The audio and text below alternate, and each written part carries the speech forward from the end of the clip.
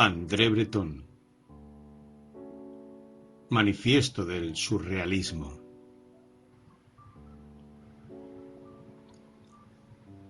Tanta fe se tiene en la vida en su aspecto más precario, en la vida real, naturalmente, que la fe acaba por desaparecer. El hombre, soñador sin remedio, al sentirse de día en día más descontento de su sino, examina con dolor los objetos que le han enseñado a utilizar y que ha obtenido a través de su indiferencia o de su interés, casi siempre a través de su interés, ya que ha consentido someterse al trabajo o, por lo menos, no se ha negado a aprovechar las oportunidades. Lo que él llama oportunidades. Cuando llega a este momento, el hombre es profundamente modesto. Sabe cómo son las mujeres que ha poseído, sabe cómo fueron las risibles aventuras que emprendió. La riqueza y la pobreza nada le importan, y en este aspecto el hombre vuelve a ser como un niño recién nacido.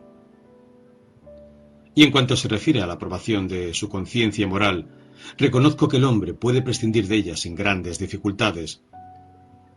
Si le queda un poco de lucidez, no tiene más remedio que dirigir la vista hacia atrás, hacia su infancia que siempre le parecerá maravillosa, por mucho que los cuidados de sus educadores la hayan destrozado. En la infancia, la ausencia de toda norma conocida ofrece al hombre la perspectiva de múltiples vidas vividas al mismo tiempo. El hombre hace suya esta ilusión. Solo le interesa la facilidad momentánea, extremada, que todas las cosas ofrecen. Todas las mañanas los niños inician su camino sin inquietudes. Todo está al alcance de la mano. Las peores circunstancias materiales parecen excelentes. Luzca el sol o esté negro el cielo, siempre seguiremos adelante, jamás dormiremos. Pero no se llega muy lejos a lo largo de este camino. Y no se trata solamente de una cuestión de distancia. Las amenazas se acumulan, se cede, se renuncia a una parte del terreno que se debía conquistar. Aquella imaginación que no reconocía límite alguno ya no puede ejercerse sino dentro de los límites fijados por las leyes de un utilitarismo convencional. La imaginación no puede cumplir mucho tiempo esta función subordinada, y cuando alcanza aproximadamente la edad de 20 años, prefiere, por lo general, abandonar al hombre a su destino de tinieblas. Pero si más tarde el hombre, fuese por lo que fuere, intenta enmendarse al sentir que poco a poco va desapareciendo todas las razones para vivir, al ver que se ha convertido en un ser incapaz de estar a la altura de una situación excepcional, cual la del amor, difícilmente logrará su propósito. Y ello es así por cuanto el hombre se ha entregado en cuerpo y alma al imperio de unas necesidades prácticas que no toleran el olvido. Todos los actos del hombre carecerán de altura, todas sus ideas de profundidad. De todo cuanto le ocurra o cuanto pueda llegar a ocurrirle, el hombre solamente verá aquel aspecto de conocimiento que lo liga a una multitud de acontecimientos parecidos. Acontecimientos de los que no ha tomado parte, acontecimientos que se ha perdido. Más aún, el hombre juzgará cuanto le ocurra o pueda ocurrirle, poniéndolo en relación con uno de aquellos acontecimientos últimos, cuyas consecuencias sean más tranquilizadoras que las de los demás. Bajo ningún pretexto sabrá percibir su salvación. Amada imaginación, lo que más amo en ti es que jamás perdonas. Únicamente la palabra libertad tiene el poder de exaltarme. Me parece justo y bueno mantener indefinidamente este viejo fanatismo humano. Sin duda alguna, se basa en mi única aspiración legítima. Pese a tantas y tantas desgracias como hemos heredado, es preciso reconocer que se nos ha legado una libertad espiritual suma. A nosotros corresponde utilizarla sabiamente. Reducir la imaginación a la esclavitud, cuando a pesar de todo quedará esclavizada en virtud de aquello que con grosero criterio se denomina felicidad, es despojar a cuanto uno encuentra en lo más hondo de sí mismo del derecho a la suprema justicia.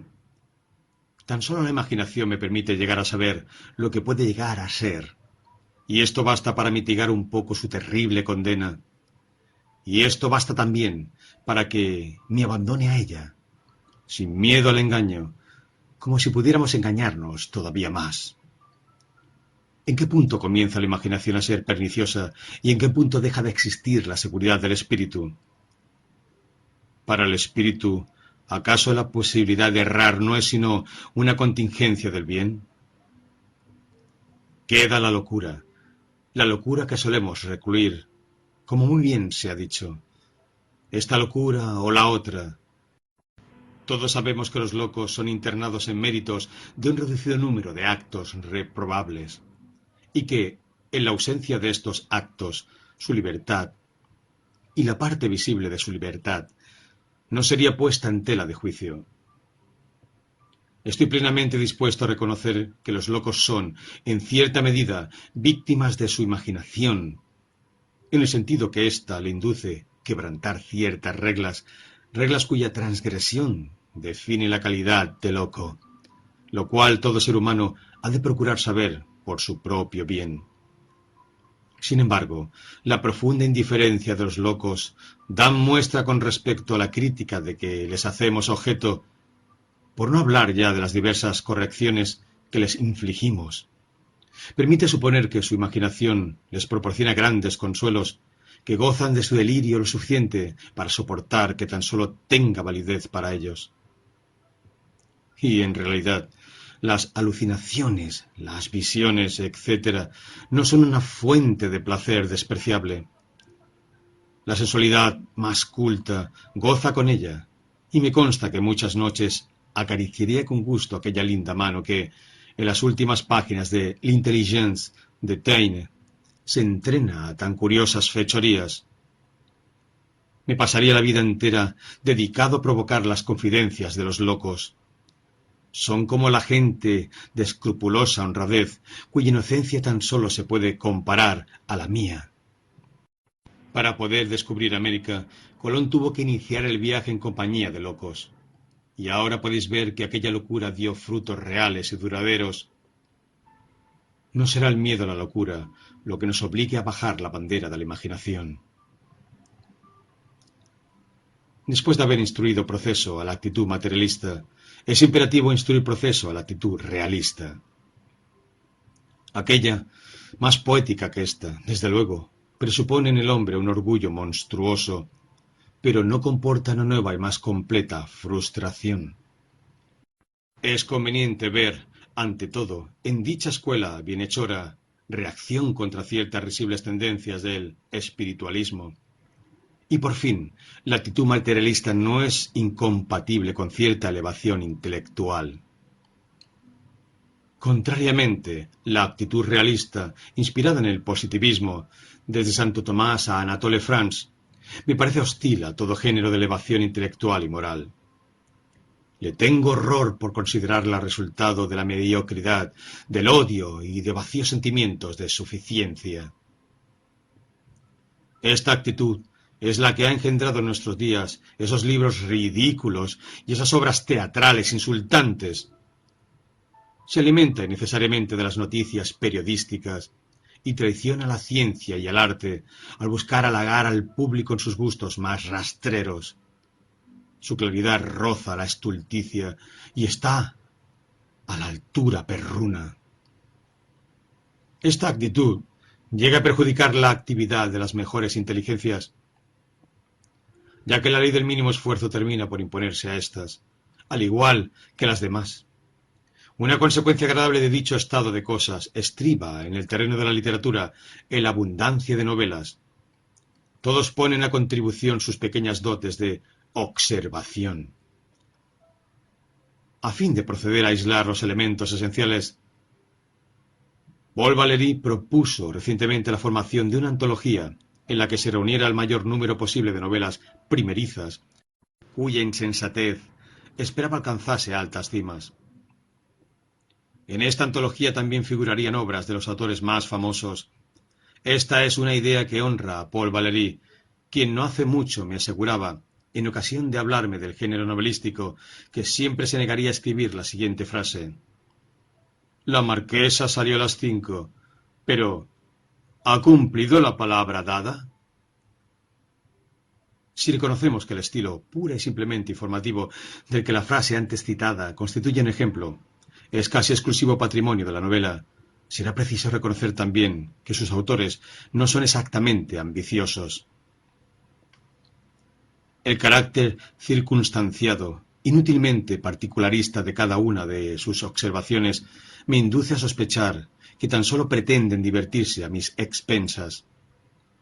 No me permiten tener siquiera la menor duda acerca de los personajes. ¿Será este personaje rubio o moreno? ¿Cómo se llamará? ¿Le conoceremos en verano?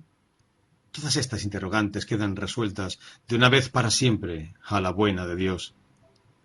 No me queda más libertad que la de cerrar el libro, de lo cual no suelo privarme tan pronto llego a la primera página de la obra, más o menos. Y las descripciones, en cuanto a vaciedad, nada hay que se les pueda comparar.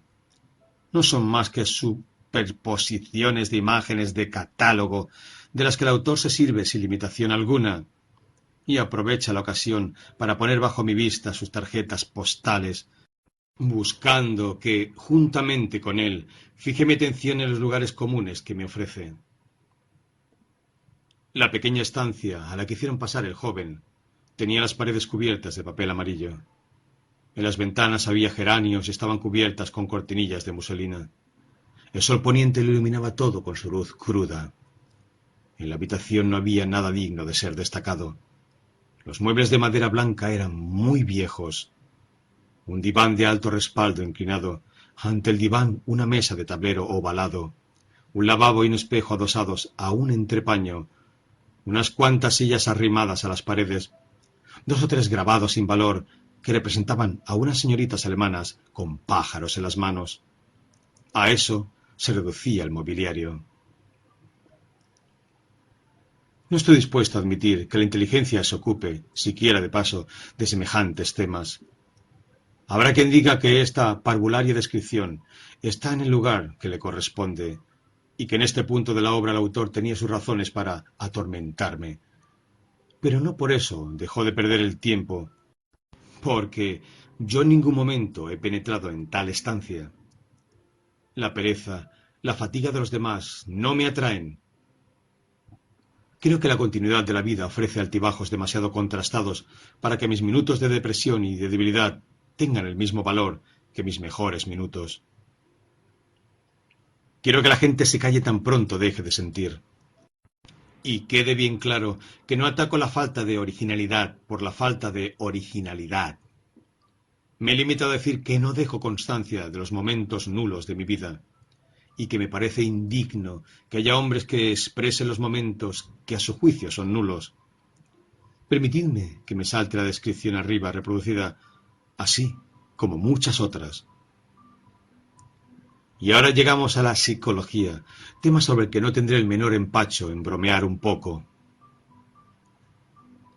El autor coge un personaje y, tras haberlo descrito, hace peregrinar a su héroe a lo largo y ancho del mundo. Pase lo que pase, dicho héroe, cuyas acciones y reacciones han sido admirablemente previstas, no debe comportarse de un modo que discrepe, pese a revestir apariencias de discrepancia de los cálculos de que ha sido objeto. Aunque el oleaje de la vida cause la impresión de elevar al personaje, de revolcarlo, de hundirlo, el personaje siempre será aquel tipo humano previamente formado. Se trata de una simple partida de ajedrez que no despierta mi interés, porque el hombre, sea quien sea, me resulta un adversario de escaso valor. Lo que no puedo soportar son esas lamentables disquisiciones referentes a tal o mal jugada, cuando ello no comporta ganar ni perder. Y si el viaje no merece las alforjas, si la razón objetiva deja en el más terrible abandono, y esto es lo que ocurre, a quien la llama en su ayuda, ¿no será mejor prescindir de tales disquisiciones? La diversidad es tan amplia que en ella caben todos los tonos de voz, todos los modos de andar, de toser, de sonarse, de estornudar. Si un racimo de uvas no contiene 2 granos semejantes, ¿a santo de qué describir un grano en representación de otro, un grano en representación de todos, un grano que, en virtud de mi arte, resulte comestible? La insoportable manía de equiparar lo desconocido a lo conocido, a lo clasificable, dominar los cerebros. El deseo de análisis impera sobre los sentimientos, De ahí nacen largas exposiciones cuya fuerza persuasiva radica tan solo en su propio absurdo y que tan solo logran imponerse al lector mediante el recurso a un vocabulario abstracto, bastante vago, ciertamente. Si con ello resultara que las ideas generales que la filosofía se ha ocupado de estudiar hasta el presente momento penetrasen definitivamente en un ámbito más amplio, yo sería el primero en alegrarme, pero no es así, y todo queda reducido a un simple discreteo, por el momento. Los rasgos de ingenio y otras galanas habilidades, en vez de dedicarse a juegos inocuos consigo mismas, ocultan a nuestra visión, en la mayoría de los casos, el verdadero pensamiento que, a su vez, se busca a sí mismo. Creo que todo acto lleva en sí su propia justificación, por lo menos en cuanto respecta a quien ha sido capaz de ejecutarlo. Creo que todo acto está dotado de un poder de irradiación de luz al que cualquier glosa, por ligera que sea, siempre debilitará.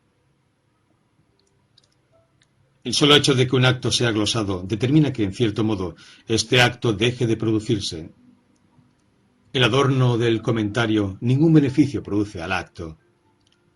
Los personajes de Stendhal quedan aplastados por las apreciaciones del autor, apreciaciones más o menos acertadas, pero que en nada contribuyen a la mayor gloria de los personajes, a quienes verdaderamente descubrimos en el instante en que escapan del poder de Stendhal. Todavía vivimos bajo el imperio de la lógica, y precisamente a eso quería llegar. Sin embargo, en nuestros días, los procedimientos lógicos tan solo se aplican a la resolución de problemas de interés secundario. La parte de racionalismo absoluto que todavía solamente puede aplicarse a hechos estrechamente ligados a nuestra experiencia. Contrariamente, las finalidades de orden puramente lógico quedan fuera de su alcance. Huelga decir que la propia experiencia se ha visto sometida a ciertas limitaciones. La experiencia está confinada en una jaula, en cuyo interior da vueltas y vueltas sobre sí misma, y de la que cada vez es más difícil hacerla salir. La lógica también se basa en la utilidad inmediata y queda protegida por el sentido común. So pretexto de civilización, con la excusa del progreso, se ha llegado a desterrar del reino del espíritu cuanto pueda clasificarse, con razón o sin ella, de superstición o quimera. Se ha llegado a proscribir todos aquellos modos de investigación que no se conformen con los imperantes. Al parecer, tan solo al azar se debe que recientemente se haya descubierto una parte del mundo intelectual que, a mi juicio, es, con mucho, la más importante y que se pretendía relegar al olvido. A este respecto, debemos reconocer que los descubrimientos de Freud han sido de decisiva importancia. Con base en dichos descubrimientos, comienza al fin a perfilarse una corriente de opinión a cuyo favor podrá el explorador avanzar y llevar sus investigaciones a más lejanos territorios, al quedar autorizado a dejar de limitarse únicamente a las realidades más someras. Quizá haya llegado el momento en que la imaginación esté próxima a volver a ejercer los derechos que le corresponden. Si las profundidades de nuestro espíritu ocultan extrañas fuerzas capaces de aumentar aquellas que se advierten en la superficie, o de luchar victoriosamente contra ellas, es del mayor interés captar estas fuerzas, captarlas ante todo para, a continuación, someterlas al dominio de nuestra razón, si es que resulta procedente. Con ello, incluso los propios analistas no obtendrán sino ventajas. Pero es conveniente observar que no se ha ideado a priori ningún método para llevar a cabo la anterior empresa, la cual, mientras no se demuestre lo contrario, puede ser competencia de los poetas al igual que de los sabios, y que el éxito no depende de los caminos más o menos caprichosos que se sigan. Con toda justificación, Freud ha proyectado su labor crítica sobre los sueños, ya que, efectivamente, es inadmisible que esta importante parte de la actividad psíquica haya merecido, por el momento, tan escasa atención. Y ello es así por cuanto el pensamiento humano, por lo menos desde el instante del nacimiento del hombre hasta el de su muerte, no ofrece solución de continuidad alguna, y la suma total de los momentos del sueño, desde un punto de vista temporal, y considerando solamente el sueño puro, el sueño de los períodos en que el hombre duerme, no es inferior a la suma de los momentos de realidad, o mejor dicho, de los momentos de vigilia. La extremada diferencia en cuanto a importancia y gravedad que para el observador ordinario existe entre los acontecimientos en estado de vigilia y aquellos correspondientes al estado de sueño siempre ha sido sorprendente. Así es debido a que el hombre se convierte, principalmente cuando deja de dormir, en juguete de su memoria que, en el estado normal, se complace en evocar muy débilmente las circunstancias del sueño, a privar a éste de toda trascendencia actual y a situar el único punto de referencia del sueño en el instante en que el hombre cree haberlo abandonado, unas cuantas horas antes, en el instante de aquella esperanza o de aquella preocupación anterior. El hombre, al despertar, tiene la falsa idea de emprender algo que vale la pena. Por esto, el sueño queda relegado al interior de un paréntesis, igual que la noche. Y en general el sueño, al igual que la noche, se considera irrelevante. Este singular estado de cosas me induce a algunas reflexiones, a mi juicio, oportunas. 1. Dentro de los límites en que se produce, o se cree que se produce, el sueño es, según todas las apariencias, continuo con trazas de tener una organización o estructura. Únicamente la memoria se irroga el derecho de imponerlas, de no tener en cuenta las transiciones y de ofrecernos antes una serie de sueños que el sueño propiamente dicho. Del mismo modo, únicamente tenemos una representación fragmentaria de las realidades, representación cuya coordinación depende de la voluntad. Aquí es importante señalar que nada puede justificar el proceder a una mayor dislocación de los elementos constitutivos del sueño. Lamento tener que expresarme mediante unas fórmulas que, en principio, excluyen el sueño. ¿Cuándo llegará, señores lógicos, la hora de los filósofos durmientes? Quisiera dormir para entregarme a los durmientes, del mismo modo que me entrego a quienes me leen, con los ojos abiertos, para dejar de hacer prevalecer, en esta materia, el ritmo consciente de mi pensamiento. ¿Acaso mi sueño de la última noche sea continuación del sueño de la precedente y prosiga la noche siguiente con un rigor harto plausible? Es muy posible, como suele decirse, y habida cuenta de que no se ha demostrado en modo alguno que al ocurrir lo antes dicho, la realidad que me ocupa subsista en el estado de sueño, que esté oscuramente presente en una zona ajena a la memoria. ¿Por qué razón no he de otorgar al sueño aquello que a veces niego a la realidad, este valor de certidumbre que, en el tiempo en que se produce, no queda sujeto a mi escepticismo?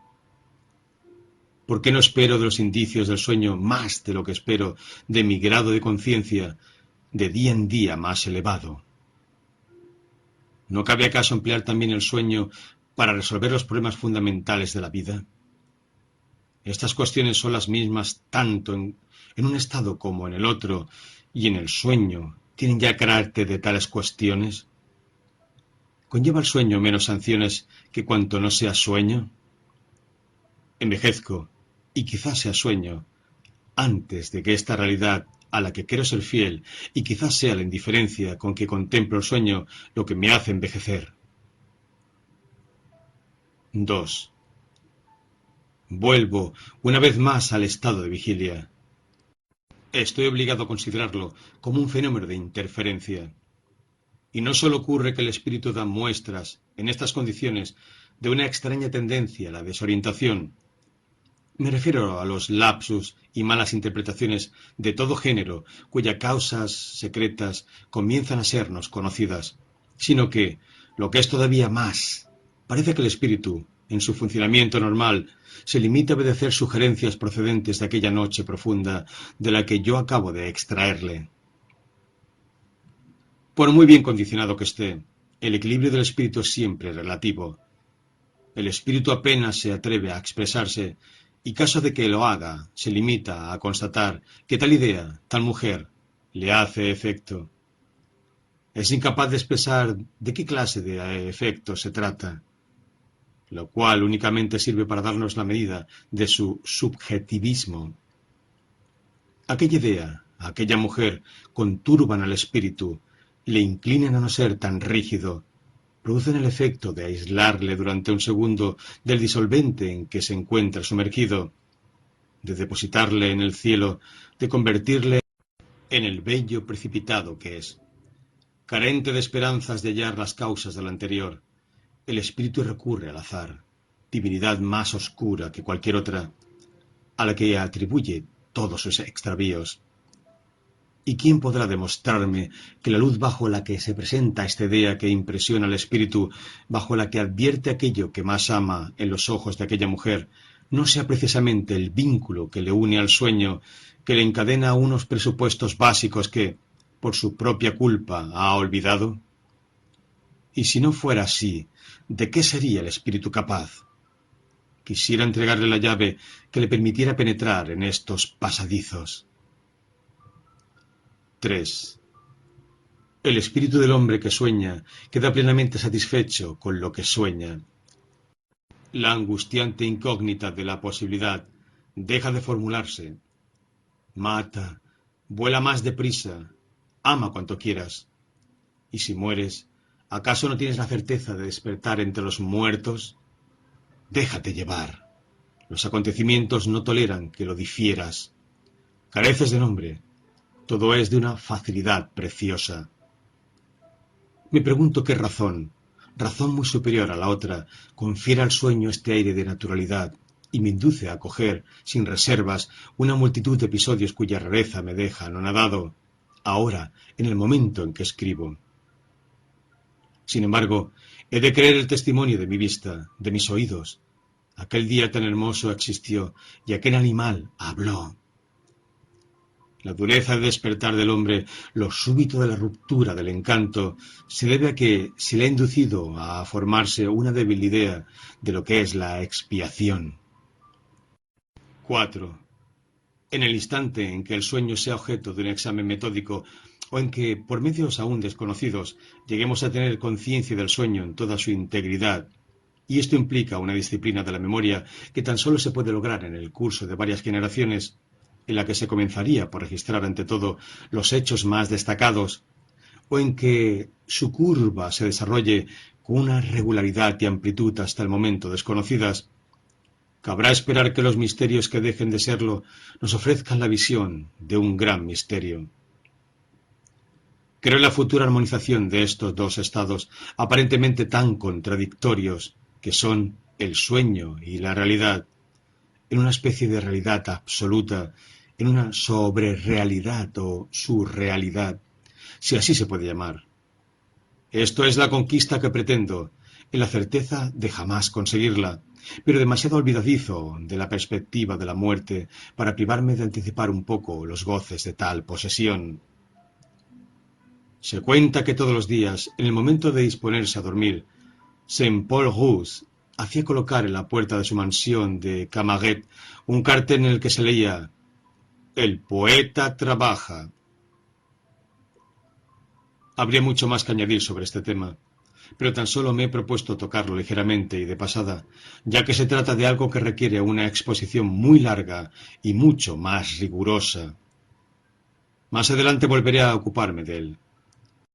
En la presente ocasión he escrito con el propósito de hacer justicia a lo maravilloso, de situar en su justo contexto este odio hacia lo maravilloso que ciertos hombres padecen, este ridículo que algunos pretenden atribuir a lo maravilloso. Digámoslo claramente, lo maravilloso es siempre bello. Todo lo maravilloso, sea lo que fuere, es bello, e incluso debemos decir que solamente lo maravilloso es bello.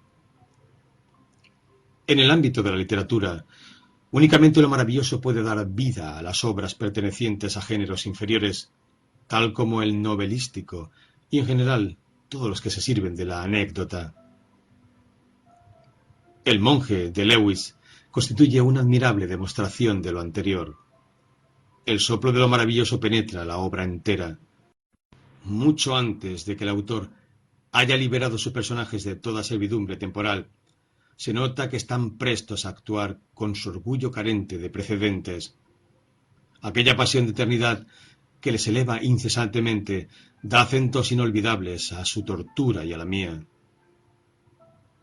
A mi entender, este libro exalta ante todo, desde el principio al fin, y de la manera más pura que jamás se haya dado, cuanto en el espíritu aspira a elevarse del suelo. Y esta obra, una vez despojada de su fabulación novelesca, de moda en la época en que se fue escrita, constituye un ejemplo de justeza y de inocente grandeza. A mi juicio, pocas son las obras que la superan, y el personaje de Matilde, en especial, es la creación más conmovedora que cabe anotar en las partidas del activo de aquella moda de figuración en literatura. Matilde no es tanto un personaje cuanto una constante tentación. Y si un personaje no es una tentación, ¿qué otra cosa puede ser? Extremada tentación la de Matilde. El principio. Nada es imposible para quien quiere arriesgarse. Tiene en el monje su máxima fuerza de convicción. Las apariciones ejercen en esta obra una función lógica, por cuanto el espíritu crítico no se preocupa de desmentirlas. Del mismo modo, el castigo de Ambrosio queda tratado de manera plenamente legítima, ya que a fin de cuentas es aceptado por el espíritu crítico como un desenlace natural. Quizá parezca injustificado que haya empleado el anterior ejemplo al referirme a lo maravilloso, cuando las literaturas nórdicas y las orientales se han servido de él constantemente, por no hablar ya de las literaturas propiamente religiosas de todos los países. Sin embargo, si así lo he hecho, ello se debe a que los ejemplos que estas literaturas hubieran podido proporcionarme están plagadas de puerilidades, ya que se dirigen a niños. En un principio, estos no pueden percibir lo maravilloso, y después no conservan la suficiente virginidad espiritual para que piel de asno les produzca demasiado placer. Por encantadores que sean los cuentos de hadas, el hombre se sentiría frustrado si tuviera que alimentarse solo con ellos. Y por otra parte, reconozco que no todos los cuentos de hadas son adecuados para los adultos.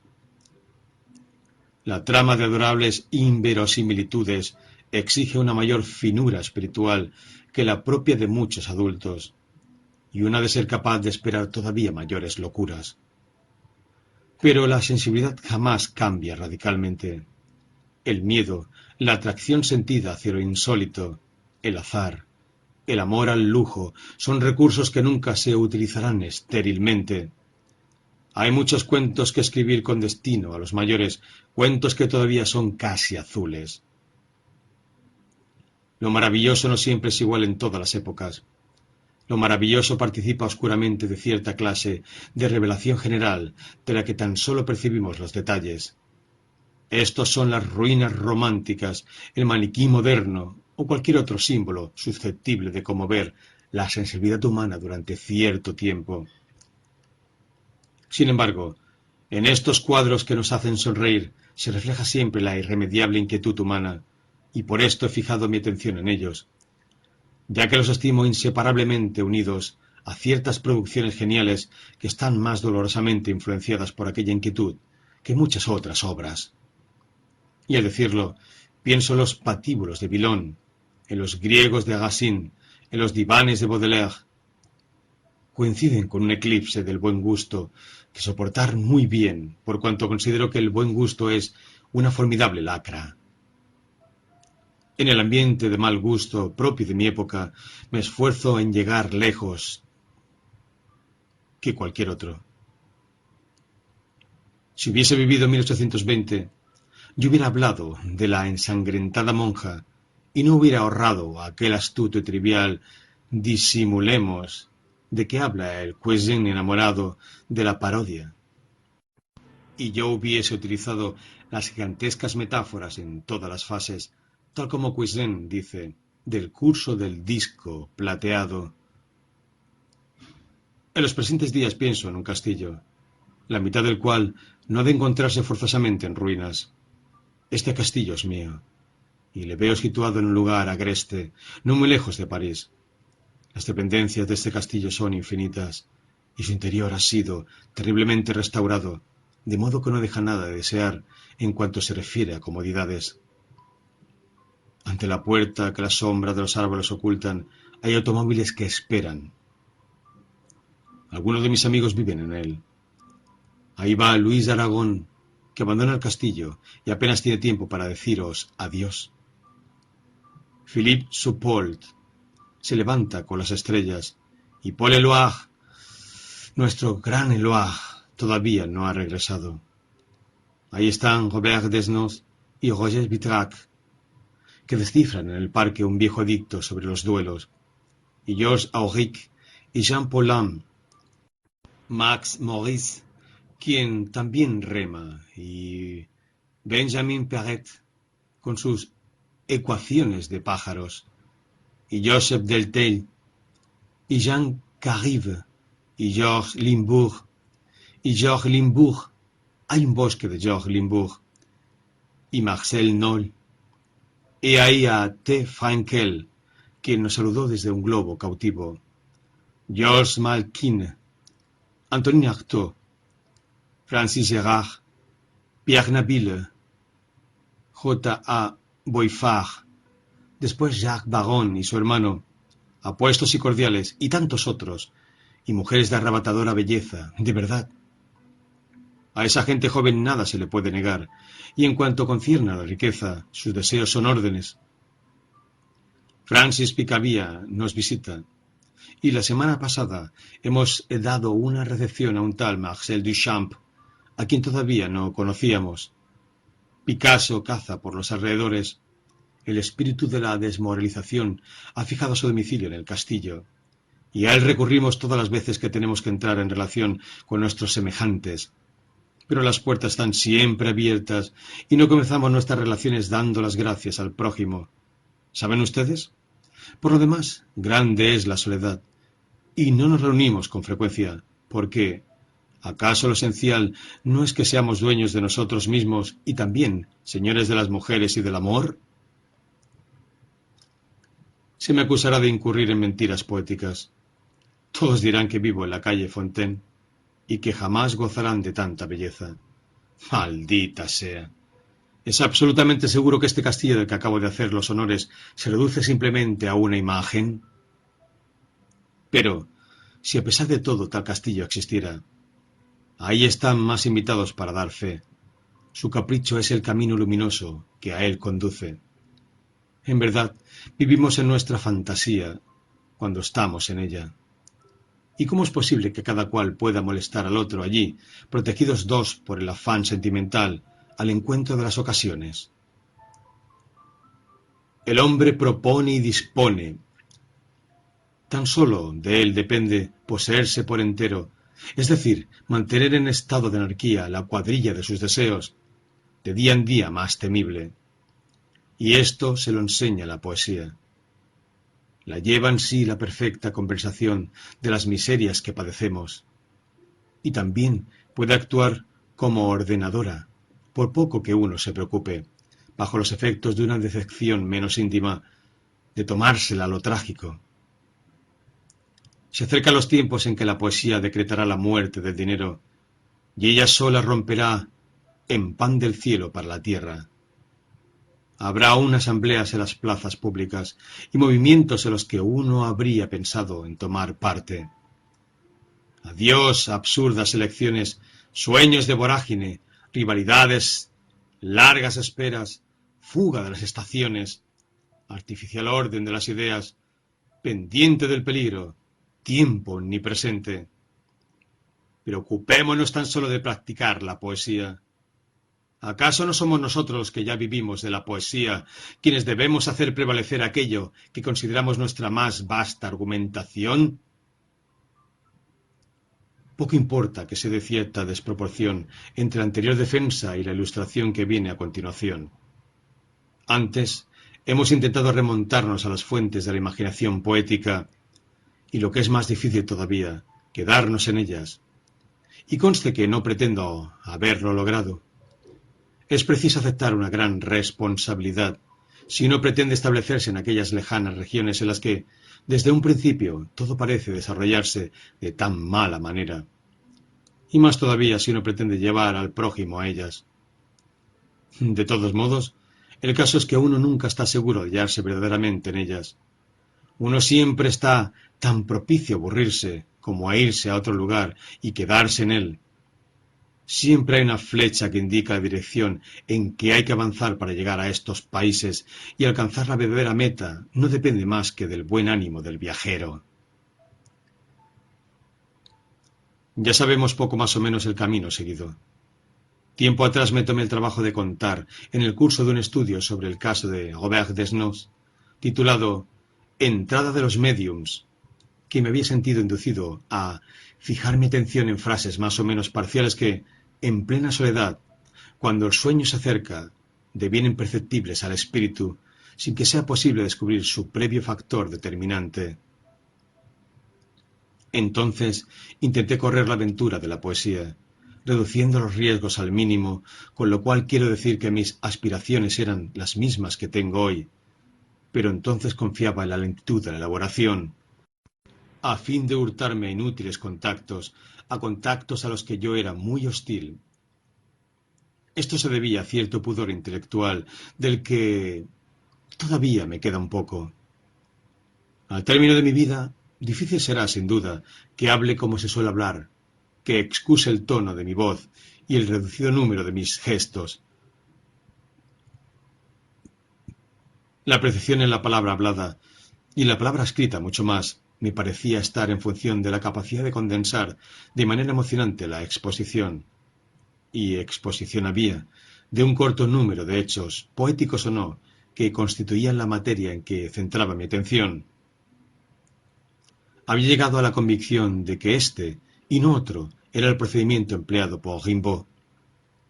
Con una preocupación por la variedad, digna de mejor causa, compuse los últimos poemas de Monte de Piedad, con lo que quiero decir que de las líneas en blanco de este libro llegué a sacar un partido increíble.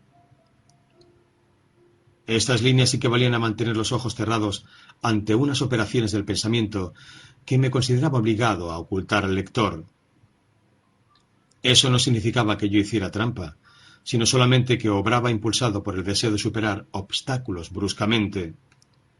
Conseguí hacerme la ilusión de gozar de una posible complicidad, de la que de día en día me era más difícil prescindir. Me entregué a prestar una inmoderada atención a las palabras, en cuanto se refería al espacio que admitían a su alrededor, a sus tangenciales contactos con otras palabras prohibidas que no escribía. El poema Bosque Negro deriva precisamente de este estado de espíritu. Empleé 6 meses en escribirlo, y les aseguro que no descansé ni un día. Pero de este poema dependía la propia estimación en que me tenía en aquel entonces, y creo que todos comprenderéis mi actitud, aun cuando no la consideréis suficientemente motivada. Me gusta hacer estas confesiones estúpidas. En aquellos tiempos se intentaba implantar la pseudopoesía cubista, que había nacido inerme del cerebro de Picasso, y en cuanto a mí hace referencia, debo decir que era considerado como un ser más pesado que una lápida, y todavía se me considera así. Por otra parte, no estaba seguro de seguir el buen camino en lo referente a poesía, pero procuraba protegerme como mejor podía, enfrentándome con el lirismo contra el que esgrimía todo género de definiciones y fórmulas. No tardarían mucho en producirse los fenómenos Dada, y pretendiendo hallar una aplicación de la poesía a la publicidad, aseguraba que todo terminaría no con la culminación de un libro hermoso, sino con la de una bella frase de reclamo en pro del infierno o del cielo. En esta época, un hombre que, por lo menos, era tan pesado como yo, es decir, Pierre Verdi, escribió: la imagen es una creación pura del espíritu. La imagen no puede nacer de una comparación, sino del acercamiento de dos realidades más o menos lejanas. Cuanto más lejana y justas sean las concomitancias de las dos realidades objeto de aproximación, más fuerte será la imagen, más fuerza emotiva y más realidad poética tendrá. Estas palabras, un tanto sibilinas para los profanos, tenían gran fuerza reveladora, y yo las medité durante mucho tiempo. Pero la imagen se me escapaba. La estética de Verdi, estética totalmente a posteriori, me inducía a confundir las causas con los efectos. En el curso de mis meditaciones renuncié definitivamente a mi anterior punto de vista. El caso es que una noche, antes de caer dormido, percibí, netamente articulada hasta el punto de que resultaba imposible cambiar ni una sola palabra, pero ajena al sonido de la voz, de cualquier voz, una frase harto rara que llegaba hasta mí sin llevar en sí el menor rastro de aquellos acontecimientos de que, según las revelaciones de la conciencia, en aquel entonces me ocupaba, y la frase me pareció muy insistente. Era una frase que casi me atrevería a decir estaba pegada al cristal. Grabé rápidamente la frase en mi conciencia y cuando me disponía a pasar a otro asunto, el carácter orgánico de la frase retuvo mi atención. Verdaderamente la frase me había dejado atónito. Desgraciadamente, no la he conservado en la memoria. Era algo así como: hay un hombre aquí en la ventana partido por la mitad. Pero no había manera de interpretarla erróneamente, ya que había ido acompañado de una débil representación visual, de un hombre que caminaba, partido por la mitad del cuerpo aproximadamente, por una ventana perpendicular al eje de aquel. Sin duda se trataba de la consecuencia del simple acto de enderezar en el espacio la imagen de un hombre asomado a la ventana.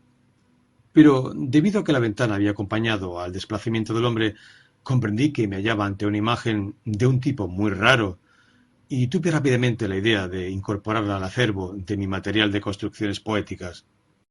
No hubiera concedido tal importancia a esta frase si no hubiera dado lugar a una sucesión casi ininterrumpida de frases que me dejaron poco menos sorprendido que la primera, y que me produjera un sentimiento de gratitud, gratuidad, tan grande que el dominio que, hasta aquel instante, había conseguido sobre mí mismo, me pareció ilusorio, y comencé a preocuparme únicamente de poner fin a la interminable lucha que se desarrollaba en mi interior. En aquel entonces, todavía estaba muy interesado en Freud, y conocía sus métodos de examen, que había tenido ocasión de practicar con los enfermos durante la guerra, por lo que decidí obtener de mí mismo lo que se procura obtener de aquellos, es decir, un monólogo de lo más rápido posible, sobre el que el espíritu crítico del paciente no formule juicio alguno, que en consecuencia quede libre de toda reticencia y que sea en lo posible equivalente a pensar en voz alta. Me pareció entonces, y sigue pareciéndome ahora, la manera en que me llegó la frase del hombre cortado en dos lo demuestra, que la velocidad del pensamiento no es superior a la de la palabra, y que no siempre gana a la de la palabra, ni siquiera a la de la pluma en movimiento. Basándonos en esta premisa, Philippe Soupault, a quien había comunicado las primeras conclusiones a que había llegado, y yo nos dedicamos a emborronar papel, con loable desprecio hacia los resultados literarios que de tal actividad pudieran surgir. La facilidad en la realización material de la tarea hizo todo lo demás. Al término del primer día de trabajo, pudimos leernos recíprocamente unas 50 páginas escritas del modo antes dicho, y comenzamos a comparar los resultados. En conjunto, lo escrito por Soupault y por mí tenía grandes analogías. Se advertían los mismos vicios de construcción y errores de la misma naturaleza, pero, por otra parte, también había en aquellas páginas la ilusión de una fecundidad extraordinaria, mucha emoción, un considerable conjunto de imágenes de una calidad que no hubiésemos sido capaces de conseguir, ni siquiera una sola, escribiendo lentamente, unos rasgos de pintoresquismo especialísimo, y aquí y allá alguna frase de gran comicidad. Las únicas diferencias que se advertían en nuestros textos me parecieron derivar esencialmente de nuestros respectivos temperamentos. El de Soupault, menos estático que el mío, y, si se me permite una ligera crítica, también derivaban de que Soupault cometió el error de colocar en lo alto de algunas páginas, sin duda con ánimo de inducir a error, ciertas palabras, a modo de título. Por otra parte, y a fin de hacer plena justicia a Soupault, debo decir que se negó siempre, con todas sus fuerzas, a efectuar la menor modificación, la menor corrección, en los párrafos que me parecieron mal pergeñados. Y en este punto llevaba razón. Ello es así por cuanto resulta muy difícil apreciar en su justo valor los diversos elementos presentes, e incluso podemos decir que es imposible apreciarlos a la primera vista. En apariencia, estos elementos son, para el sujeto que escribe, tan extraños como para cualquier otra persona, y el que los escribe recela de ellos, como es natural. Poéticamente hablando, tales elementos destacan ante todo por su alto grado de absurdo inmediato, y este absurdo, una vez examinado con mayor detención, tiene la característica de conducir a cuanto hay de admisible y legítimo en nuestro mundo a la divulgación de cierto número de propiedades y de hechos que, en resumen, no son menos objetivos que otros muchos.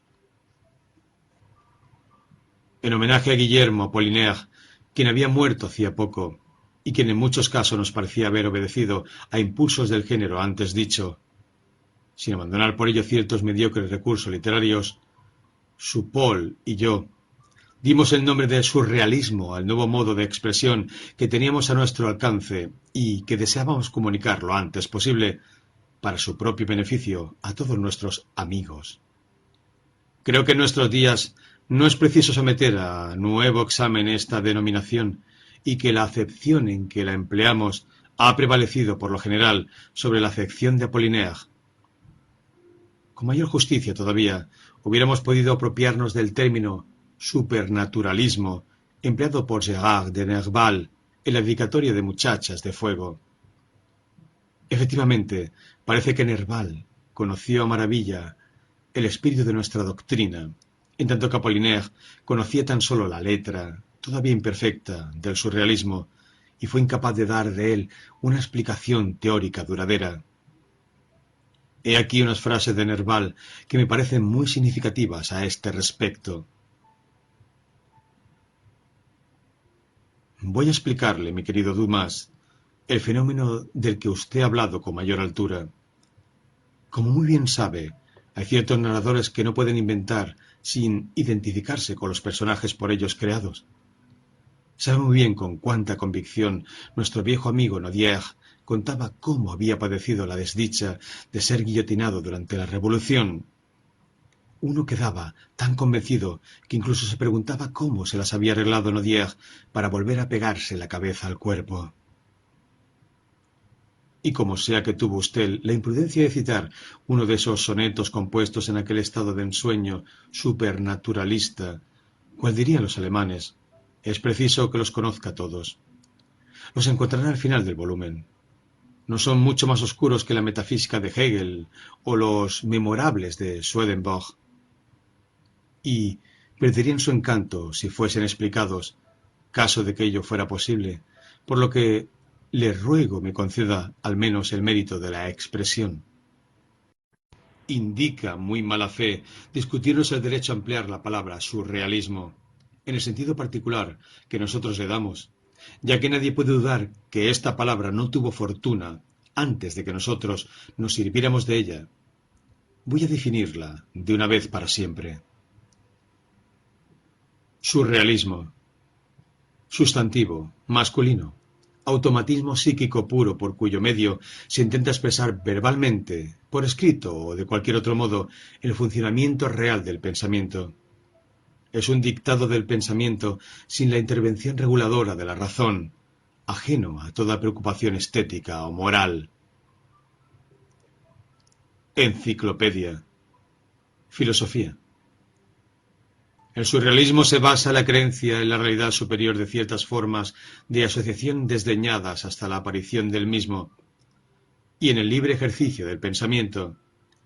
Tiende a destruir definitivamente todos los restantes mecanismos psíquicos y a sustituirlos en la resolución de los principales problemas de la vida. Han hecho profesión de fe de surrealismo absoluto los siguientes señores: Aragón, Barón, Poiffard, Breton, Caribe, Grebel, Delteil, Desnos, Éluard, Gérard, Limbourg, Malkin, Maurice, Nabil, Noll, Perret, Picon, Supol, Vitrac. Por el momento parece que los antes nombrados forman la lista completa de los surrealistas, y pocas dudas caben al respecto, salvo en el caso de Isidore Ducasse, de quien carezco de datos.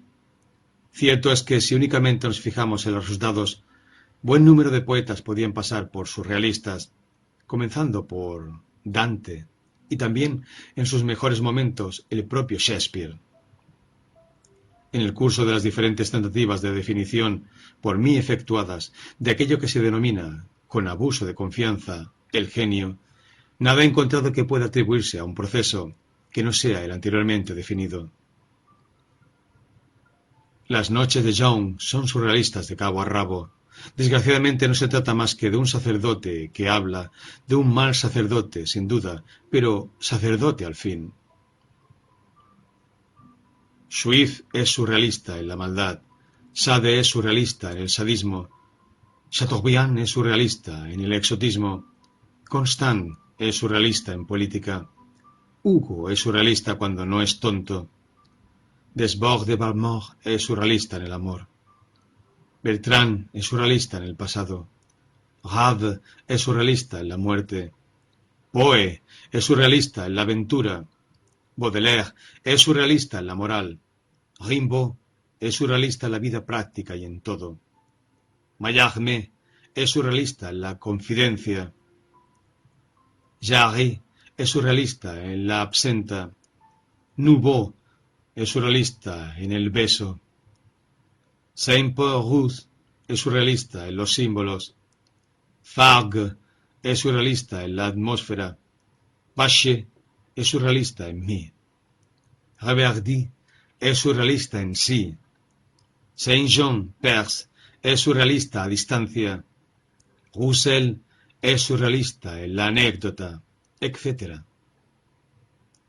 Insisto en que no todos son siempre surrealistas, por cuanto advierto que en cada uno de ellos cierto número de ideas preconcebidas a las que, muy ingenuamente, permanecen fieles, mantenían esta fidelidad debido a que no habían escuchado la voz surrealista, esa voz que sigue predicando en vísperas de la muerte, por encima de las tormentas, y no la escucharon porque no querían servir únicamente para orquestar la maravillosa partitura.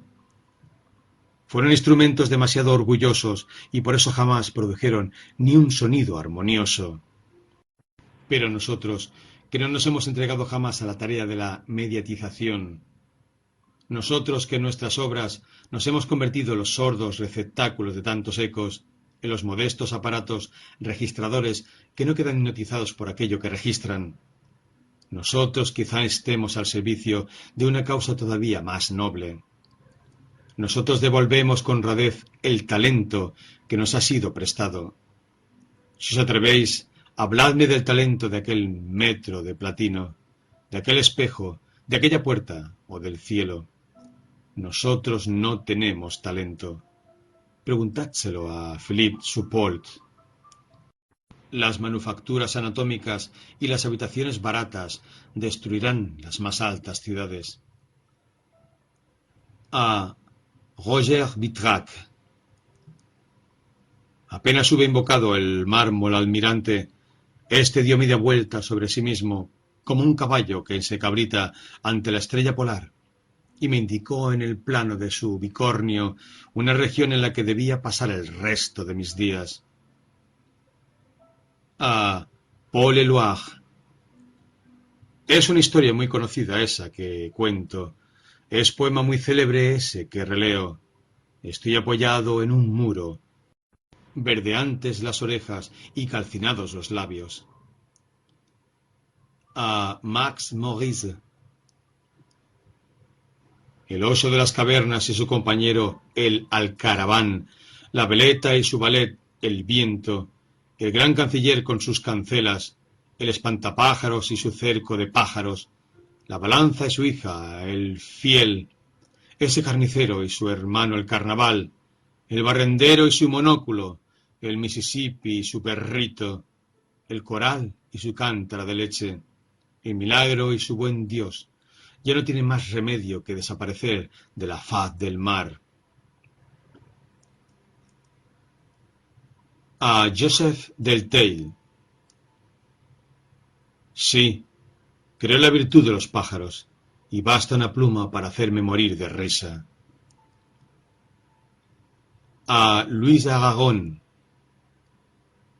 Durante una interrupción del partido, mientras los jugadores se reunían alrededor de una jarra de llameante ponche, pregunté al árbol si aún conservaba su cinta roja. Y yo mismo, que no he podido evitar al escribir las líneas locas y serpenteantes de este prefacio. Preguntad a Robert Desnos, quien quizás sea el que, en nuestro grupo, está más cerca de la verdad surrealista, quien, en sus obras todavía inéditas y en el curso de las múltiples experiencias a que se ha sometido, ha justificado plenamente las esperanzas que puse en el surrealismo y me ha inducido a esperar aún más de él. En la actualidad, Desnos habla en surrealista cuando le da la gana.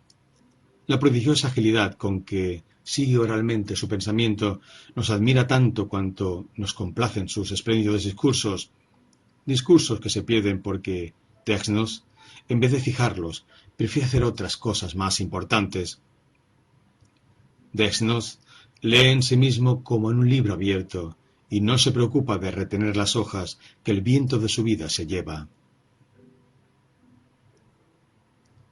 Secretos del arte mágico del surrealismo. Composición surrealista escrita, o primer y último chorro. Ordenad que os traigan recado de escribir.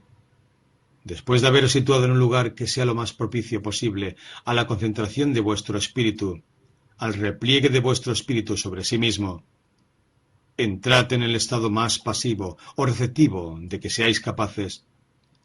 Prescindid de vuestro genio, de vuestro talento y del genio y del talento de los demás. Decíos, hasta empaparos de ello, que la literatura es uno de los más tristes caminos que llevan a todas partes. Escribid deprisa, sin tema preconcebido. Escribid lo suficientemente deprisa para no poder refrenaros y para no tener la tentación de leer lo escrito. La primera frase se os ocurrirá por sí misma, ya que en cada segundo que pasa hay una frase, extraña a nuestro pensamiento consciente, que desea exteriorizarse. Resulta muy difícil pronunciarse con respecto a la frase inmediata siguiente. Esta frase participa, sin duda, de nuestra actividad consciente y de la otra, al mismo tiempo, si es que reconocemos que el hecho de haber escrito la primera produce un mínimo de percepción. Pero eso poco ha de importaros. Ahí es donde radica en su mayor parte el interés del juego surrealista. No cabe la menor duda de que la puntuación siempre se opone a la continuidad absoluta del fluir de que estamos hablando, pese a que parece tan necesaria como la distribución de los nudos en una cuerda vibrante. Seguid escribiendo cuanto queráis, confiad en la naturaleza inagotable del murmullo. Si el silencio amenaza debido a que habéis cometido una falta que podemos llamar falta de inatención, interrumpid sin la menor vacilación la frase demasiado clara. A continuación de la palabra que os parezca de origen sospechoso, poned una letra cualquiera, la letra I, por ejemplo, siempre la I, y al interponer esta inicial a la palabra siguiente, conseguiréis que de nuevo vuelva a imperar la arbitrariedad. Para no aburrirse en sociedad. Eso es muy difícil. Haced decir siempre que no estáis en casa para nadie, y alguna que otra vez, cuando no haya hecho caso omiso de la comunicación antedicha y os interrumpa en plena actividad surrealista, cruzad los brazos y decid: igualdad, sin duda es mucho mejor hacer o no hacer. El interés por la vida carece de base. Simplicidad. Lo que ocurre en mi interior sigue siéndome inoportuno. O cualquier otra trivialidad igualmente indignante. Para hacer discursos. Inscribirse, en vísperas de elecciones, en el primer país en el que se juzgue saludable celebrar consultas de este tipo. Todos tenemos madera de orador, colgaduras multicolores y bisutería de palabras. Mediante el surrealismo, el orador pondrá al desnudo la pobreza de la desesperanza. Un atardecer, sobre una tarima, el orador, solito, descuartizará el cielo eterno, esa piel de oso, y tanto prometerá que cumplir una mínima parte de lo prometido consternará. Dará a las reivindicaciones de un pueblo entero un matiz parcial y lamentable. Obligará a los más irreductibles enemigos a comulgar en un deseo secreto que hará saltar en pedazos a las patrias. Y lo conseguirá con solo dejarse elevar por la palabra inmensa que se funde en la piedad y rueda en el odio. Incapaz de desfallecer, jugará el terciopelo de todos los desfallecimientos. Será verdaderamente elegido, y las más tiernas mujeres le amarán con violencia. Para escribir falsas novelas. Seáis quien seáis, si el corazón así os lo aconseja, quemad unas cuantas hojas de laurel, y sin empeñaros en mantener vivo este débil fuego, comenzad una novela. El surrealismo os lo permitirá. Os bastará con clavar la aguja de la belleza fija sobre la acción. En esto consiste el truco. Habrá personajes de perfiles lo bastante distintos. En vuestra escritura, sus nombres son solamente una cuestión de mayúscula, y se comportarán con la misma seguridad con respecto a los verbos activos con que se comporta el pronombre il, en francés, con respecto a las palabras pleu, ia, faute, etc. Los personajes mandarán a los verbos, valga la expresión, y en aquellos casos en que la observación, la reflexión y las facultades de generalización no sirvan para nada, podéis tener la seguridad de que los personajes actuarán como si vosotros hubierais tenido 1000 intenciones que, en realidad, no habéis tenido. De esta manera, provistos de un reducido número de características físicas y morales, estos seres que, en realidad, tampoco os deben, no se apartarán de cierta línea de conducta de la que vosotros ya no os tendréis que ocupar. De él surgirá una anécdota más o menos sabia, en apariencia, que justificará punto por punto ese desenlace emocionante o confortante que a vosotros os ha dejado ya de importar. Vuestra falsa novela será una maravillosa simulación de una novela verdadera.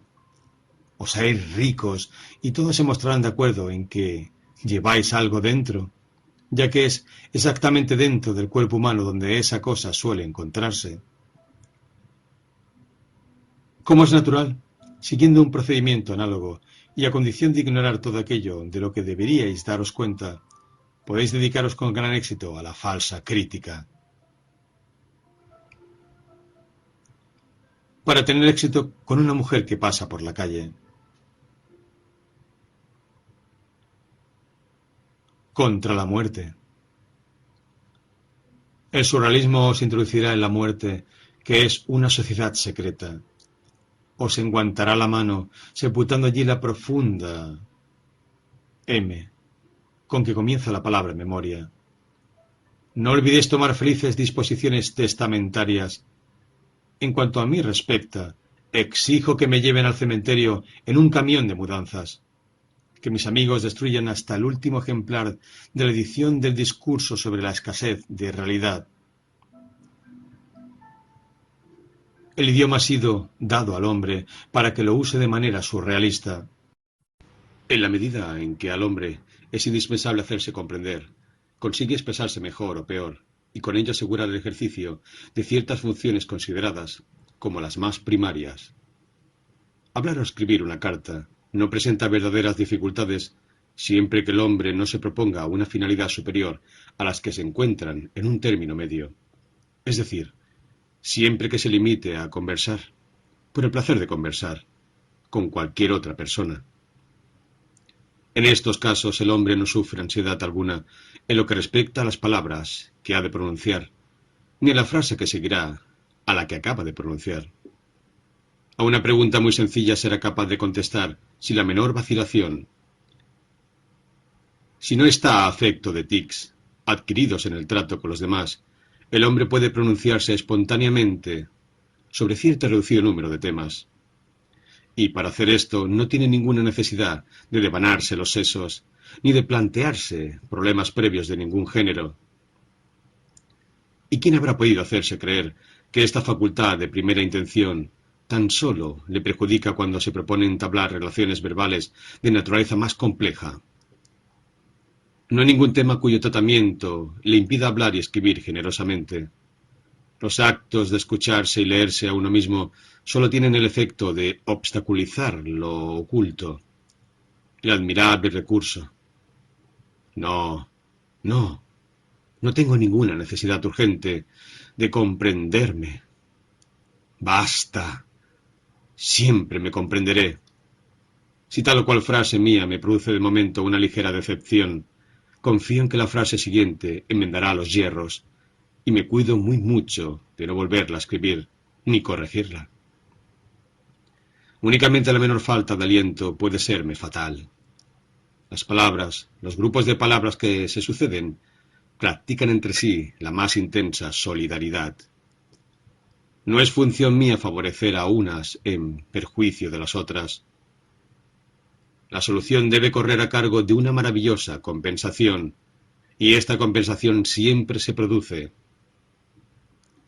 Este lenguaje sin reserva, al que siempre procuro dar validez, este lenguaje que me parece adaptarse a todas las circunstancias de la vida, este lenguaje no solo no me priva ni siquiera de uno de mis medios, sino que me da una extraordinaria lucidez, y lo hace en el terreno en que menos podía esperarlo. Llegaré incluso a afirmar que este lenguaje me instruye, ya que, en efecto, me ha ocurrido emplear surrealistamente palabras cuyo sentido había olvidado. E inmediatamente después he podido verificar que el uso dado a estas palabras respondía exactamente a su definición. Esto nos induce a creer que no se aprende, sino que uno no hace más que reaprender. De esta manera he llegado a familiarizarme con giros muy hermosos, y no hablo únicamente de la conciencia poética de las cosas, que tan solo he conseguido adquirir mediante el contacto espiritual con ellas, 1000 veces repetido. Las formas del lenguaje surrealista se adaptan todavía mejor al diálogo. En el diálogo hay dos pensamientos frente a frente. Mientras uno se manifiesta, el otro se ocupa del que se manifiesta. Pero, ¿de qué modo se ocupa de él? Suponer que se lo incorpora sería admitir que, en determinado momento, le sería factible vivir enteramente merced a aquel otro pensamiento, lo cual resulta bastante improbable. En realidad, la atención que presta al pensamiento segundo es de carácter totalmente externo, ya que únicamente se concede el lujo de aprobar o desaprobar, generalmente desaprobar, con todos los respetos de que el hombre es capaz. Este modo de hablar no permite abordar el fondo de la cuestión. Mi atención, fija en una invitación que no puede rechazar sin incurrir en grosería, trata el pensamiento ajeno como si fuese un enemigo. En las conversaciones corrientes, el pensamiento fija y conquista casi siempre las palabras y las oraciones ajenas, de las que luego se servirá. El pensamiento me pone en situación de sacar partido de estas palabras y oraciones en la réplica, gracias a desvirtuarlas. Esto es especialmente cierto en ciertos estados mentales patológicos en los que las alteraciones sensoriales absorben toda la atención del enfermo, quien, al responder a las preguntas que se le formulan, se limita a apoderarse de la última palabra que ha oído, o de la última porción de una frase surrealista que ha dejado cierto rastro en su espíritu. ¿Qué edad tiene usted? Usted, egoísmo. ¿Cómo se llama usted? 45 casas. Síntoma de Ganser o de las respuestas marginales. No hay ninguna conversación en la que no se dé cierto desorden. El esfuerzo en pro de la sociabilidad que las preside y la costumbre que de sostenerlas tenemos son los únicos factores que consiguen ocultarnos temporalmente aquel hecho. Asimismo, la mayor debilidad de todo libro estriba en entrar constantemente en conflicto con el espíritu de sus mejores lectores. Y al decir mejores quiero significar los más exigentes. En el brevísimo diálogo que anteriormente he improvisado entre el médico y el enajenado, es, desde luego, este último quien lleva la mejor parte, ya que mediante sus respuestas domina la atención del médico, y además no es él quien formula las preguntas. ¿Cabe afirmar de su pensamiento es el más fuerte de los dos en aquel instante? Quizá. Al fin y al cabo, el paciente goza de la libertad de no tener en cuenta su nombre ni su edad. El surrealismo poético, al que consagro el presente estudio, se ha ocupado hasta el actual momento de restablecer en su verdad absoluta el diálogo, a liberar a los dos interlocutores de las obligaciones impuestas por la buena crianza. Cada uno de ellos se dedica sencillamente a proseguir su soliloquio, sin intentar derivar de ello un placer dialéctico determinado, ni imponerse en modo alguno a su prójimo. Las frases intercambiadas no tienen la finalidad, contrariamente al usual, del desarrollo de una tesis, por muy insustancial que sea, y carecen de todo compromiso en la medida de lo posible. En cuanto a la respuesta que solicitan, debemos decir que, en principio, es totalmente indiferente en cuanto respecta al amor propio del que habla. Las palabras y las imágenes se ofrecen únicamente a modo de trampolín al servicio del espíritu del que escucha. Este es el modo en que se ofrecen las palabras y las imágenes en los campos magnéticos, primera obra puramente surrealista, y especialmente las páginas bajo el común título de Barreras, en donde Soupault y yo nos comportamos como interlocutores imparciales. El surrealismo no permite a aquellos que se entregan a él abandonarlo cuando mejor les plazca. Todo induce a creer que el surrealismo actúa sobre los espíritus tal como actúan los estupefacientes. Al igual que estos, crea un cierto estado de necesidad y puede inducir al hombre a tremendas rebeliones. También podemos decir que el surrealismo es un paraíso harto artificial, y la afición a este paraíso deriva del estudio de Baudelaire, al igual que la afición a los restantes paraísos artificiales. El análisis de los misteriosos efectos y de los especiales gozos que el surrealismo puede engendrar no puede faltar en el presente estudio, y es de advertir que, en muchos aspectos, el surrealismo parece un vicio nuevo, que no es privilegio exclusivo de unos cuantos individuos, sino que, como el hashish, puede satisfacer a todos los que tienen gustos refinados. 1.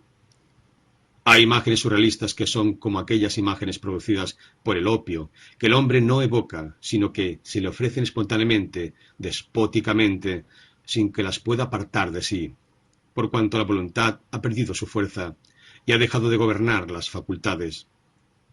Naturalmente, faltaría saber si las imágenes en general han sido alguna vez evocadas. Si nos atenemos, tal como yo hago, a la definición de Reverdy, no parece que sea posible aproximar voluntariamente aquello que él denomina dos realidades distantes. La aproximación ocurre o no ocurre, y eso es todo. Niego con toda solemnidad que, en el caso de Reverdy, imágenes como por el cauce del arroyo fluye una canción, o el día se desplegó como un blanco mantel, o el mundo regresa al interior de un saco, comporten el menor grado de premeditación. A mi juicio, es erróneo pretender que el espíritu ha aprehendido las relaciones entre dos realidades en él presentes. Para empezar, digamos que el espíritu no ha percibido nada conscientemente. Contrariamente, de la aproximación fortuita de dos términos ha surgido una luz especial, la luz de la imagen, ante la que nos mostramos infinitamente sensibles. El valor de la imagen está en función de la belleza de la chispa que produce, y en consecuencia está en función de la diferencia que potencia entre los dos elementos conductores. Cuando esta diferencia apenas existe, como en el caso de las comparaciones, la chispa no nace.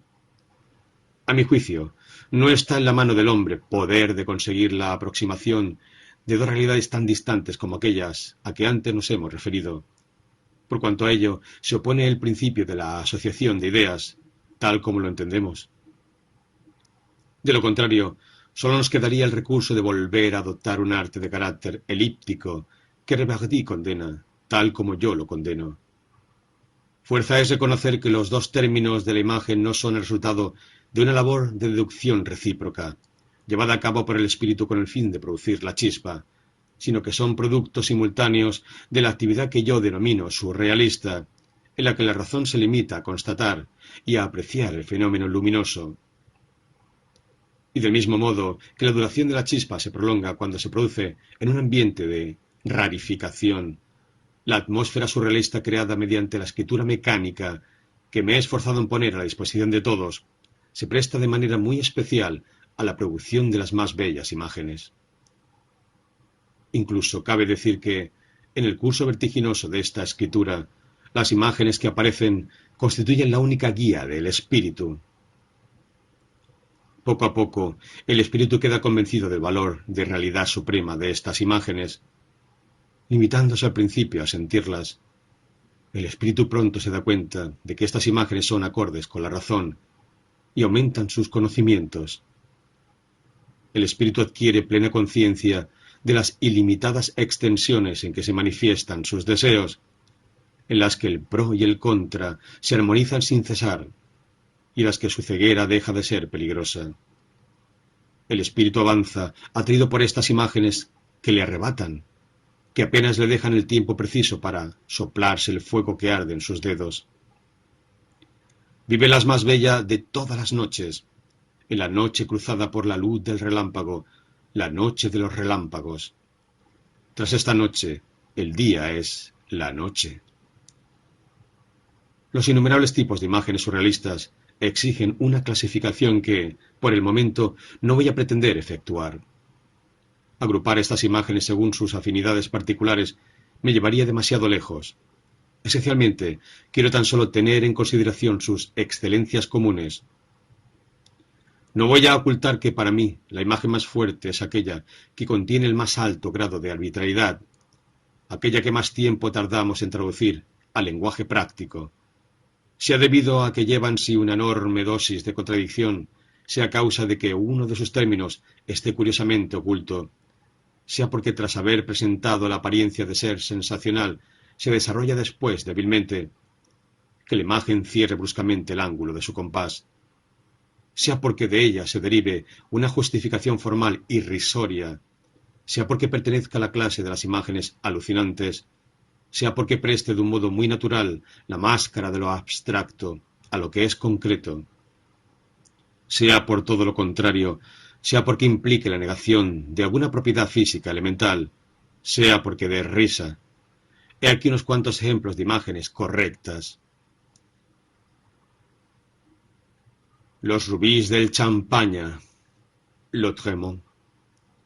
Bello como la ley de paralización del desarrollo del pecho de los adultos, cuya propensión al crecimiento no guarda la debida relación con la cantidad de moléculas que su organismo produce. Lautréamont. Una iglesia se alzaba sonora como una campana. Philippe Chaupold. En el sueño de Rose la vie hay un enano salido de un pozo que come pan por la noche. Robert Desnos. Sobre el puente se balanceaba el rocío con cabeza de gata. André Breton. Un poco a la izquierda, en mi divino firmamento, percibo, aunque sin duda es tan solo un vapor de sangre y asesinatos, el brillante despintado de las perturbaciones de la libertad. Luis Aragon. En el interior del bosque incendiado, frescos los leones se han quedado. Roger Vitrac. El color de las medias de una mujer no es obligatoriamente la imagen de sus ojos, lo cual ha inducido a decir a un filósofo cuyo nombre es inútil hacer constar. Los cefalópodos tienen más razones que los cuadrúpedos para odiar el progreso. Max Morris. 1. Tanto si se quiere como si no, ahí hay materia para satisfacer muchas necesidades del espíritu. Todas estas imágenes parecen atestiguar que el espíritu ha alcanzado la madurez suficiente para gozar de más satisfacciones que aquellas que por lo general se le conceden. Este es el único medio de que dispone para sacar partido de la cantidad ideal de acontecimientos de que está preñado. Estas imágenes le dan la medida de su normal disipación y de los inconvenientes que ésta le comporta.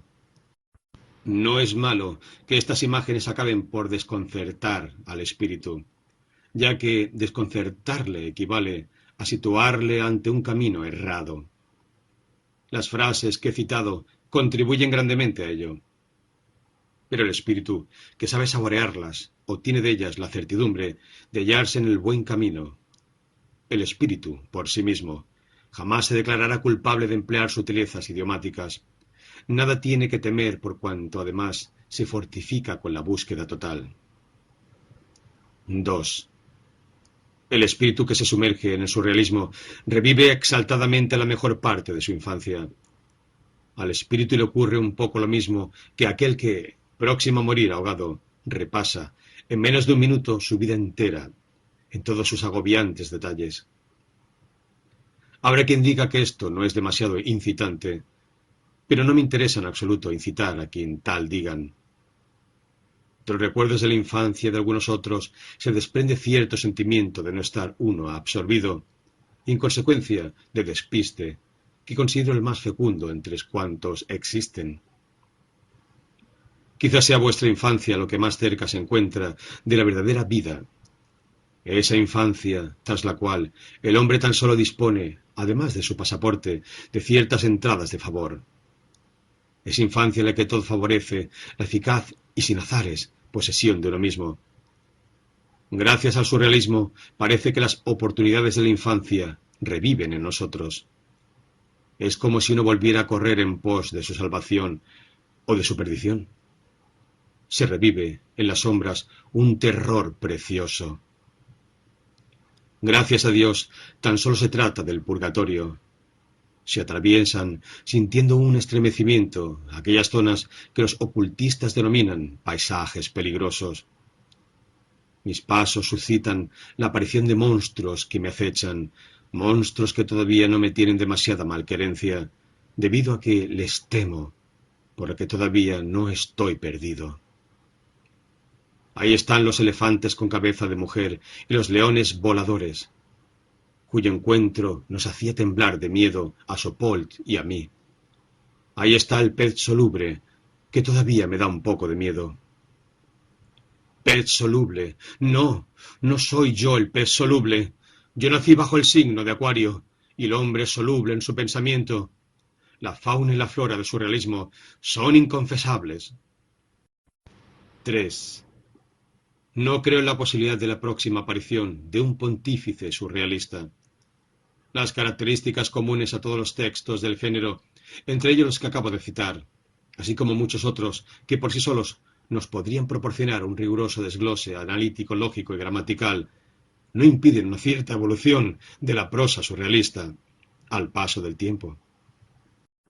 Prueba irrefragable de ello son las historietas que vienen a continuación, en este mismo volumen, historietas escritas después de gran cantidad de ensayos a cuya elaboración me entregué con la finalidad antes dicha durante 5 años y que tengo la debilidad de juzgar, en su mayoría extremadamente desordenadas.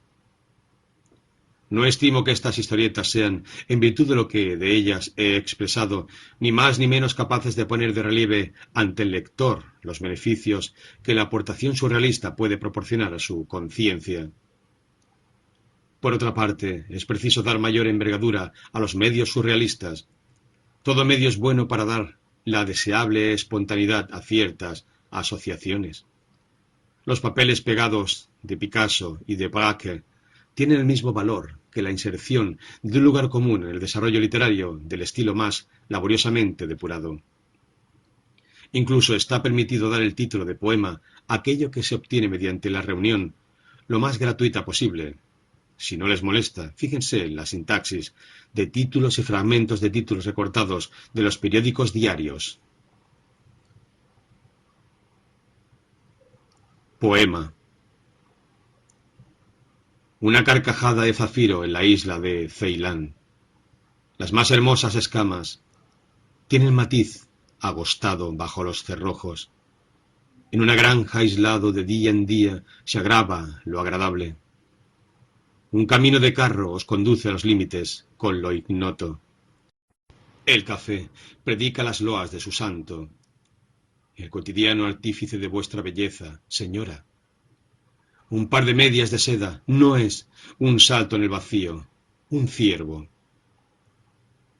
El amor ante todo, todo podría solucionarse. París es una gran ciudad. Vigilad los rescoldos, la oración del buen tiempo. Sabed que los rayos ultravioletas han culminado su tarea breve y beneficiosa.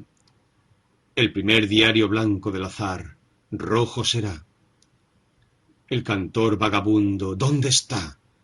En la memoria, en su casa, en el baile de los ardientes. Hago, bailando, lo que se hace, lo que se hará. Y se podrían dar muchos más ejemplos. También el teatro, la filosofía, la ciencia, la crítica, conseguirían volver a encontrarse a sí mismos. Debo apresurarme a añadir que las futuras técnicas surrealistas no me interesan. Ya he dado a entender con suficiente claridad que las aplicaciones del surrealismo a la acción me parecen poseer una importancia muy diferente. Ciertamente, no creo en el valor profético de la palabra surrealista. Mis palabras son palabras de oráculo. Sí, en la medida que yo quiera. Porque, ¿acaso no se es oráculo ante uno mismo? La piedad de los hombres no me engaña. La voz surrealista que estremeció a Cumas, Dodona y Delfos es la misma que dicta mis discursos menos iracundos. Mi tiempo no puede ser el suyo. ¿Y por qué ha de ayudarme esta voz a resolver el infantil problema de mi destino? Por desgracia, parezco actuar en un mundo en el que, para llegar a tener en cuenta sus sugerencias, estoy obligado a servirme de dos clases de intérpretes. Unos me traducirán sus frases y los otros, que es imposible hallar, comunicarán a mis semejantes la comprensión que yo haya alcanzado de estas frases. Este mundo en el que yo sufro lo que sufro, mejor será que no lo sepáis. Este mundo moderno, este mundo, en fin, diabólico. Bueno, pues, ¿qué creéis que yo haga en él? La voz surrealista quizás se extinga. No puedo yo contar mis desapariciones. Yo no podré estar presente, ni siquiera un poco, en el maravilloso descuento de mis años y mis días. Seré como Nijinsky, a quien el año pasado llevaron a los ballets rusos, y no pudo comprender qué clase de espectáculo era aquel al que asistía. Quedaré solo, muy solo en mí, indiferente a todos los ballets del mundo. Os doy todo lo que he hecho y todo lo que no he hecho. Y, desde entonces, siento unos grandes deseos de contemplar con indulgencia los sueños científicos que, a fin de cuentas, tan indecorosos son desde todos los puntos de vista. ¿Los sin hijos? Bien. ¿La sífilis? Igual me da. ¿La fotografía? Nada tengo que oponer. ¿El cine? ¡Vivan las salas oscuras! ¿La guerra? ¡Qué risa! ¿El teléfono? ¿Diga? ¿La juventud? Encantadores cabellos blancos. Intentad hacerme decir, gracias, gracias, gracias. Si el vulgo tiene en gran estima eso que, propiamente hablando, se denomina investigaciones de laboratorio, se debe a que gracias a ellas se ha conseguido construir una máquina o descubrir un suero en los que el vulgo se cree directamente interesado. No duda ni por un instante que con ello se ha querido mejorar su suerte. No sé con exactitud cuál es el ideal de los sabios con tendencias humanitarias, pero me parece que de él no forma parte una gran cantidad de bondad. Entendámonos, hablo de los verdaderos sabios, no de los vulgarizadores de cualquier tipo en posesión de un título. En este terreno, como en cualquier otro, creo en la pura alegría surrealista del hombre que, consciente del fracaso de todos los demás, no se da por vencido. Parte de donde quiere y a lo largo de cualquier camino que no sea razonable, llega donde puede. Puedo confesar tranquilamente que me es absolutamente indiferente la imagen que el hombre en cuestión juzgue oportuno utilizar para seguir su camino, imagen que quizá le procure la pública estimación.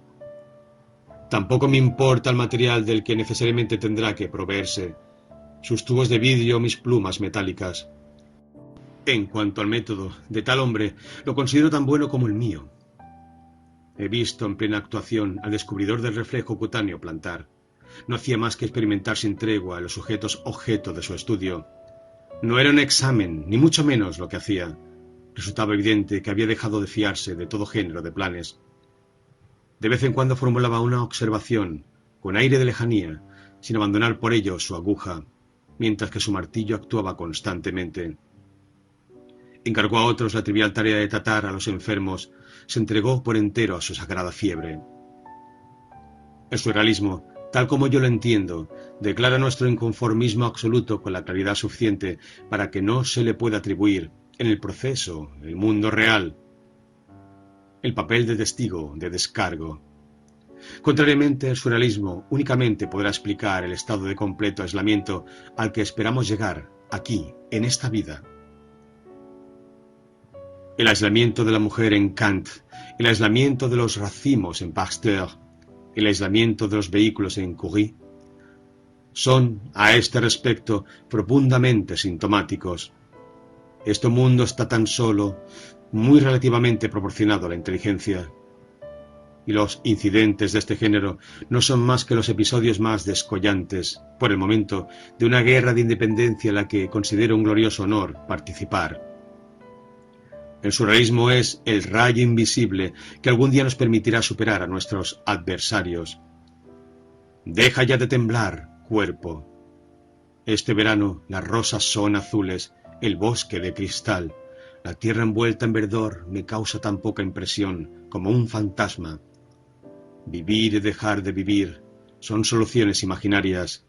La existencia está en otra parte.